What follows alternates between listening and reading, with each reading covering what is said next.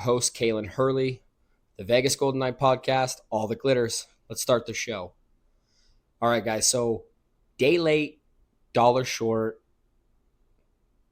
but still kind of, I'm going to claim this one as a dub, just a late dub.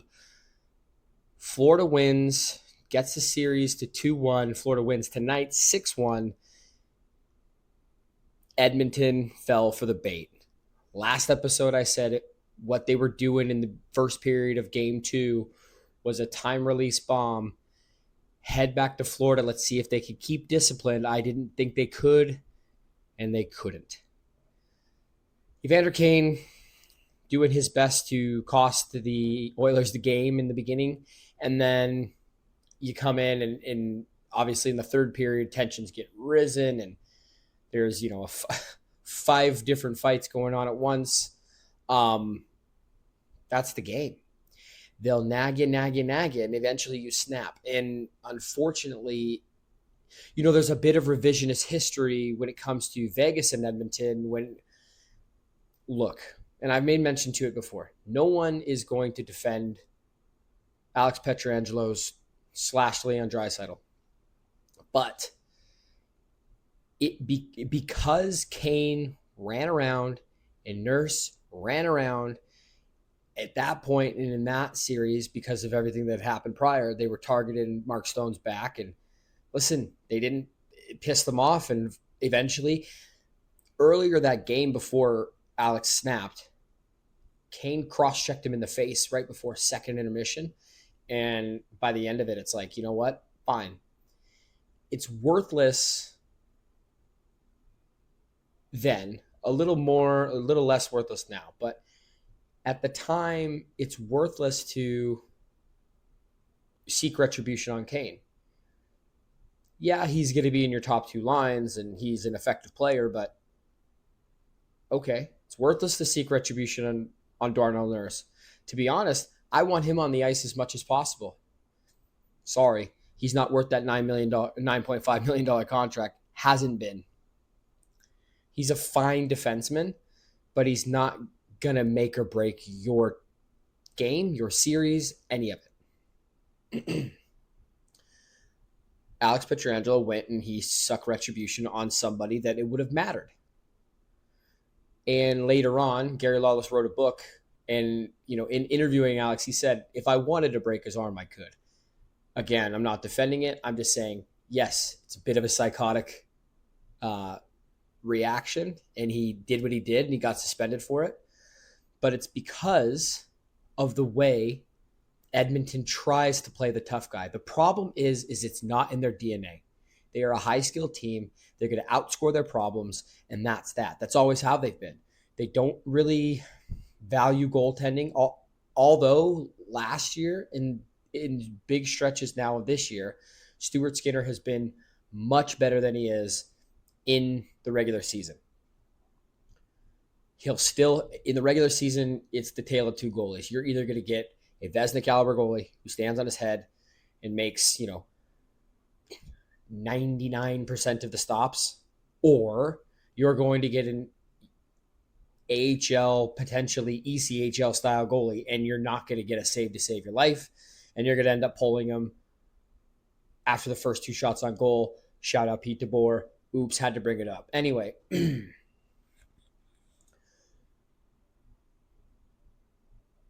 the problem is, like I said, it's not in Edmonton's DNA to do what Florida is good at doing. They're going to face wash you. They're going to give you rabbit punch you. They're going to cross check you when you can't see it. But you don't get punished every time. You only get punished, usually, the retaliation. So you chose game 3 to stick it back to Florida, and guess who's going to the box? You guys put yourself in a hole. Now, at one point of the game, it was 3-1, but the way this was going, Edmonton never really had a chance tonight. You know what? Good on them. They pulled Skinner, let him get some rest, get Pickard back in case they do need to use him, in case this wasn't a one-off. But I fully anticipate seeing Stuart Skinner again game 4. This has been their guy. I fully anticipate Edmonton to try to get more discipline. Connor and Leon, those are the biggest leaders in that room. They are not going to take their behavior as a team lightly. They are going to scream at I mean, you saw the doc that came out last year. This is unacceptable. This is the effing finals. This is that. Like, so they're not going to sit down and just let this pass by. It's just, it's not uncharacteristic to watch these guys try to get away with things. And when the refs aren't letting them, they spend a lot of time in the penalty box. It was awesome. I think Darnell Nurse got his lunch fed to him in that fight in the third period. Good on you, bud. Keep it up. Can't wait. He, to me, might be, and I've been a very honest and upfront with you guys that I dislike the Edmonton Oilers. Yes, they're in the Pacific Division. Yes, they're a great team. Yes, they have two of the top 10, if not top 5 best players in the NHL, in the universe on their team. But outside of those two, which I do respect, I just think that they're phonies as far as this tough guy facade that they put on. And we're the Edmonton Oilers and we're here about history and honor and that. But they're the first thing, I forget who it was and who it happened to. It might have been Marchand was down. It went from a Bouchard cross check, put him down, and then on the way by, Evander Kane smacks him with the blade end of his stick in the face. That kind of ratty shit is just, it makes you root so hard against them, which kind of sucks because Florida's a team that you kind of want to root against too. They're the bad boy Pistons. That's what they are. It's not like they play this honorable game. I'm not saying that Dallas would have stood up to them. I'm not saying that Vegas would have stood up to them. I don't know if there's a team right now that can stand up in a 7-game series to Florida with the goaltending they get. They are highly skilled, even if they are bastards to play against. Dude, Sam Bennett is going to win the Conn Smythe. And he is also 3 out of 4 so far goaltenders that he has injured in this postseason. He is this anomaly of a player. He's unbelievably skilled, but he plays like a caveman, and good for him. I mean, he can ride the line. I don't know if he's riding the line that discreetly, and maybe he's not trying to be discreet, but for some reason it's effective. And that's the thing. You're going to get these copycat teams the next year and the next year. Again, Brad Marchand, Corey Perry on the goal sheet again. That's crazy. So kind of addressed it last time. It's a couple more goals for the old guys. I mean, they're really not that old, especially in the scheme of life. I mean, Perry's 40. I think Marchand's 37. So to think that he's 18 months older than me is, wow. That's just, it's pretty incredible watching what they're doing right now. Good on both of them. My prediction stands, Cats in 6. I do think that it's a lot closer of a game. I think that you maybe not see another overtime game, but I do think that it might be a 1-2 goal game. It's not going to be a 5-goal game again. And if it is, you can wrap a tight little bow on it and be done. Edmonton's going to win in Edmonton. They're going to come back to Florida, and there's going to be rats on the ice, and they're going to be holding that cup again. That is what's going to happen. And until mathematically proven otherwise, not backing off of it. Let's get a little bit of another trade / free agency kind of rumor out of the way. William Karlsson was in the news a few times today from a couple different sources. I really don't see that happening. Right now, he's our third line center. It's really 2A, 2B. Whatever you want to call Tomas Hertl's line. I'd say with some of the strengths and weaknesses that these guys have, I think Karlsson makes more sense for that checking shutdown third line kind of center. But but he's got an offensive upside. It's not like he hasn't scored 43 goals in a season. I do think that that's way far behind him. I also think that his this last year only having 9 goals is an anomaly too. I think he's right around a 25 goal a year scorer. He's put up over 30 goals, I think twice or 2 or 3 times in his career. So the scoring's there. He kind of goes like every other year. So next year, I would expect he's back on pace for 25 to 35 goals, somewhere in the mix there. And that's going to be solely based on his health. He's also missing time every year. I I don't have the numbers in front of me, and I'm not going to pretend to know, but I would assume he's missed at least 10 games a year for the past 5 years or so. Um, but he's always ready to go in the playoffs. He's always a huge contributor, whether or not we make a deep run. And you know what you're going to get from his game. You know you're going to get responsible defense, and you're not going to get many mistakes. The only thing you don't know is if he's going to have that offensive upside, and that's that. It's actually a pretty solid. I like not having to notice him on the ice, and if you do notice him, and it's in a positive way. So it's always something that is a refreshing moment when his line jumps on the ice. Now, whoever he's centering, that's going to be the issue. Again, I'd like to see Riley Smith get re-signed on something team friendly, and I don't know who's on that right or left side. Riley plays both, but I still am standing on the fact that I hope that we do get some sort of scoring snipery winger on Jack's side so we could drop Stone to the third. I think that would be an unbelievable shutdown, high explosive on the other side. They are going to create, if it was our Smith, Karlsson, Stone line, they are going to create all of their offense off the rush because of great defense. Good sticks on the ice, good checking, good back check, and then they're going to continue and move that forward. I would love to see that. Don't think that that's going to come out unless we do end up with a high performing scoring winger, and that's going to be that. So his name's been in the news. I think it was the Habs. So Montreal Canadiens, that was the rumor I'd seen. Obviously, Toronto said something, wouldn't we like to have a guy like that? Yeah, but everyone in the league would like to have a guy like that. $5.9 million against the cap. Great two-way game. His defensive numbers, metrics are in the 90 percentile, and his offenses are in the mid-80s. Like, yeah, you're going to want that. To me, he's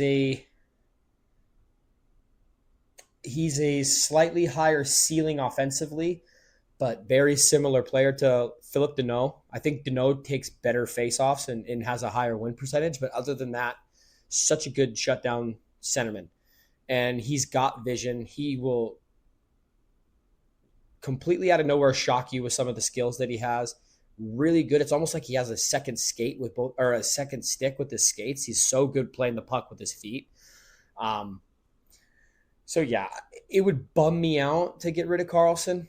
I have done my fair share of negging him in the past because at the time, having that $5.9 million against the cap, but not scoring, I'm not saying you got to score 43 goals a year, but for not scoring goals and having that sort of cap hit, you would expect a little bit more. And at the time, he was our true number 2 center. And for a long couple of years, he was our number 1. So it's like you do like having that that little bit of buffer between him, and now his value skyrockets. So I don't know if his value is that high on another team. Is he a true number 2? Most teams he is. In Vegas, he isn't because of the reemergence of Tomas Hertl's game. And you know what? In certain scenarios, certain teams, certain playoff series, I would like to see them step up and be that number 2 and become the shutdown line for their top pairing, or their top line as well. So I would hope that VGK doesn't get rid of Karlsson. It makes us much weaker down the middle. I think there's probably a thought going that if they did, their They think the maturation of Brett Howden coming in and being able to drive his own line. I don't know if I'm convinced he can. I don't know if I'm convinced he can't. It's a really political answer to say I'd like to see Howden do what he did this year one more time. I do think he's a middle six guy. Whether it's on the wing or at center, I think he's played his best game in Vegas on the wing. But he can center. He can take faceoffs. He's responsible. He circles back. He does what Bruce wants him to do. So if we are going to get rid of somebody down the middle and make ourselves weaker, I still think it's Nick Waugh. He holds value. He can go up and down the lineup. I don't think he's valuable on the wing, in my opinion. He likes holding on to the puck a little bit too much, or it's just his play style. He creates space with his feet. He's, constantly moving, working himself around. He does draw penalties, but he also takes a lot of penalties. He is a minor penalty machine. I have sent him to the KHL so many times. And it's infuriating to watch us take stupid penalties, especially when we're in the offensive zone. And it's usually 1 to 3 people. Nick Waugh, to me, is the number one terrible penalty taker, followed by Pavel Dorofeyev. And I couldn't even off the top of my head tell you who the third is right now, but woof. Maybe Braden McNabb. He does take a lot of high sticking penalties, and oh man. Anyway, I don't want to get down on players for no reason, especially when they're not playing right now. I hope they all have great off seasons. I hope they all come back with a new element to their game. And to be honest, if I could keep everybody and just add, I would. I'm not to say that I don't like these players that we're talking about trading in and out the door. Also, there was apparently a 3-way trade on the table between Toronto, Carolina, and Vegas, sending Mitch Marner to Vegas, sending Mikko Rantanen to Toronto. Apparently, Vegas didn't have the assets. I don't know how shocking that is to some people. Vegas didn't have the assets to send to, I don't know who we'd be going to. I would assume we're sending something to Carolina. I'm assuming that they probably wanted a Pavel Dorofeyev or a Trevor Connolly or both and picks. And yeah, we'll see what happens then. Somebody that I'm interested in seeing free agent wise not give up on yet is a 23, almost 24-year-old Alexander Holtz. I know this last year was such a bad down year for him. He went to the AHL. He ended up scoring like 4 goals in a game. He was fine down there. You've seen flashes of good offensive hockey, especially when he was with Detroit. I just you don't want to give up on a player like that. New York gave up on Brett Howden, and with over time, he's emerged to a very serviceable middle six. It would be fine to see Holtz do the same thing. I think he needs to highly step up his defensive game and become a little bit more of a physical guy if he wants to stay in the league. You're not going to continuously be mediocre at offense. I can only hear how great of a shot he has so many times. It's not that great if it's not going in the back of the net. I understand not everything's going in there, but oh my God, his shot is wicked. It's just so great. Well, yeah, it'd be nice if it went in. Can't be that good. Maybe work on some aim. I am so not a hockey player. The extent of my hockey is ball hockey or deck hockey, whichever you want to call it, and hanging out with my son on my knees and throwing, just pretending that we're in Game 7 of the Stanley Cup and kind of just dishing it to him and letting him send it home. That's it. So I don't know what I'm talking about when it comes to playing the game. But I can tell you what my eyes see. My eyes see someone who has all of the tools to be a successful forward in the NHL. Between the ears, something mentally is blocking the ability to fully utilize his physical traits. That's it. So if he needs to go see a sports psychiatrist, if he needs to work out a little more and maybe, or less, maybe he's too strong. Maybe he's so strong that the puck just keeps rising and going wide and over the net. Whatever he needs to do, he needs to get it done this offseason and fast. I would not mind seeing us bring him back for whatever league minimum is with the cap rising. I think it's like 875 now, 775 last year. It could be 8. Maybe bring him on for 925, less than $1 million, and see what he could do. And if he stinks, you bury that back in the minors and let him go for there. And maybe Henderson won't be so terrible this year. I know that the two don't correlate. I know that having a bad AHL affiliate doesn't necessarily mean you're going to have a bad NHL affiliate, and vice versa. Just because you have a great NHL affiliate doesn't mean you're going to have a good AHL team. But maybe you utilize a guy who's on the fence and then you bring him up for injuries because they're going to happen. That way we're not watching Tanner Lisinski and Sheldon Rempel and Jonas Ronberg run the show on the fourth line and just basically play 6 minutes a night. Maybe you can send Holtz back up and see, at least get him 10, 12 minutes and go from there. I do think that there's value in the player. I just don't know if Vegas has the patience to when have we been known to develop anybody? So other than Dorofeyev, I guess technically Nick Hague and Zach Whitecloud, but other than those three accounts, they're all gone. They gave the most patience they ever had to Brendan Brisson. Cody Glass, same thing. See ya. Where are they at now? Not in Vegas. Rotting away somewhere. If Brendan Brisson sees NHL ice next year, I would be shocked. If Cody Glass sees NHL ice next year, and I believe he's in Pittsburgh now, Pittsburgh's cooked. So we'll find out what happens. I'm not exactly sure. Let's see. Is there anything else going on NHL-wise? We'll kind of wrap it up with this. And I'll ask you guys your opinions, and we'll go from there.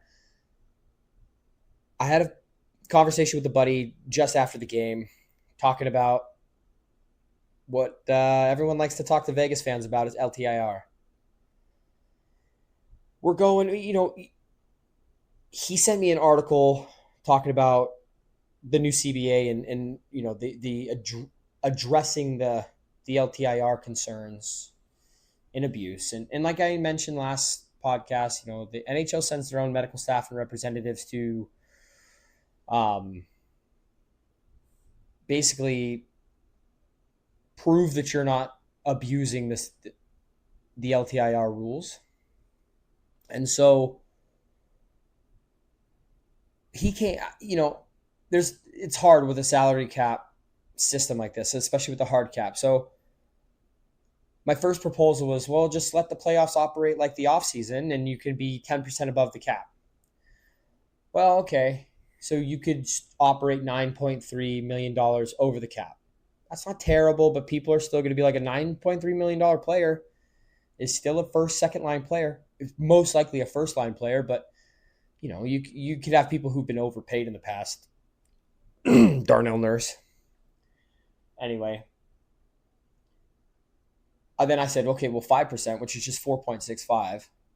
That would be so minimal, and I don't think people would bitch super hard if in the postseason you're just like, well, they brought in somebody on a $4.6 million contract at the trade deadline, and then so-and-so came back, and now they're they're $4.6 million over the cap. Woohoo. Like, it is what it is. You're not going to get the $18 million over the cap like Tampa was. I don't know how much over the cap Vegas would have been, or people say that we were. If you ask other teams, Vegas was $148 million over the cap, and we brought in Gretzky and Lemieux and Yager, and they all played, and it was so unfair. And then Bettman said they made a rule that no one else was allowed to score goals, and it just hurt my feelings.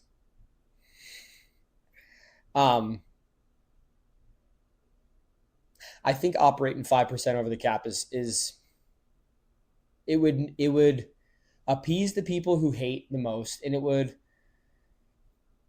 wouldn't be so egregious that you couldn't go over the cap with like another first line style player. Now, I think we should just do luxury tax, be done with it. Let the owners who want to spend money spend the money. Who cares? And let these, I'm so sick of catering to poverty franchises who don't want to spend money, who have these stingy owners who are just sitting there with like, well, my team's making money and so am I. It's like you're putting such a shit product out on the ice, it's unwatchable. So, and then there are cities that are clamoring for teams.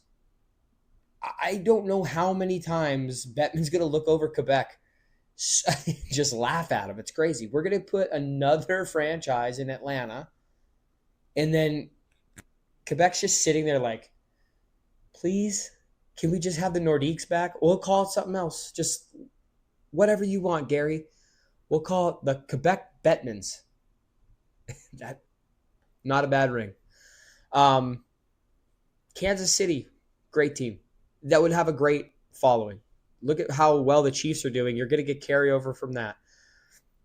Give Iowa a team. It's cold as hell there. They probably play hockey. Give Minnesota another team. We could have been so much more creative than just continuously letting. Finally, Arizona gets what Arizona deserved a long time ago. But it's like, what are we? We're just going to reward these owners with continuously letting them have a team. But one, the problem is that it's not right for the fans either. How much we don't want to sit there and just watch this second-rate product just get smashed every year. If you have had a legit, and I mean like the top 3 chances in the lottery for 5 years in a row, see ya. Get regulated, dude. Get out of here. Maybe the 2 Calder finalists should replace yearly the bottom of the 2 barrel. By San Jose, by Chicago. Maybe then, if they had a little bit more to play for, other than like a generational talent player, they might step it up. They might make some good business decisions. Poor Connor Bedard is just sitting there on an island alone, just getting shit on daily because you can't put any sort of cast in his, oh, well, we'll just get some big-time veterans. Oh, cool. Pat Maroon is going to help out Connor Bedard. Alec Martinez. Those are going to be your additions to really get this team over the hump. Get him in. Dude, Buffalo, what are we doing?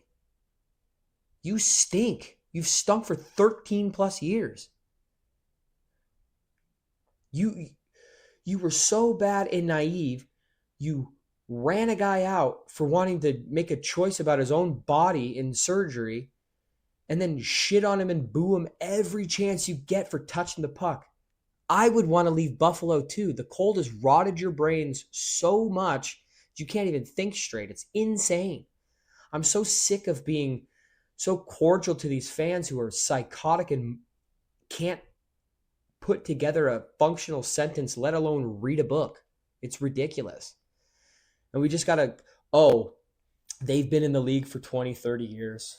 Oh, that's an original 6 franchise. You can't talk about them like that. No, you stink. Figure it out.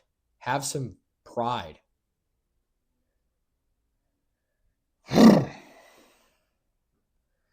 I don't know what else to tell you guys tonight. I appreciate your ears as always. I appreciate your time. Thank you so much for tuning in. If you like the video, please touch the button that says like. I believe it's a thumbs up. If you have not subscribed, please subscribe. It helps out the channel. One day, if someone wanted to throw a couple shekels at me for having an ad, that'd be great. In order to do so, I have to have subscribers. So that would be very cool too. And again, this is just a passion project, so I don't mind if I don't. It would be sick, I think. And then share it. If you like this stuff, maybe someone you know likes this stuff. And that would be very cool. I want to be able to reach all the audiences and ears that I can. Because then it seems like I'm talking less into the abyss in Diaries of a Madman and falling less and less into psychosis.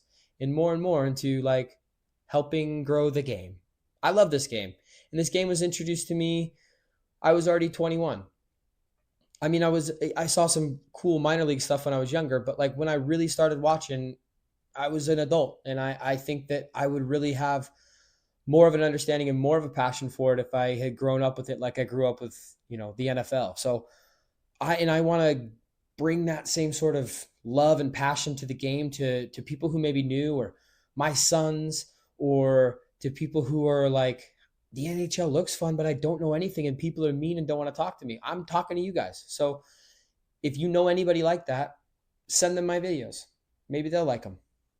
Um, yeah, that's all I got. So again, thank you for your ears. I love you guys. Go Knights. Besos, mi amigos.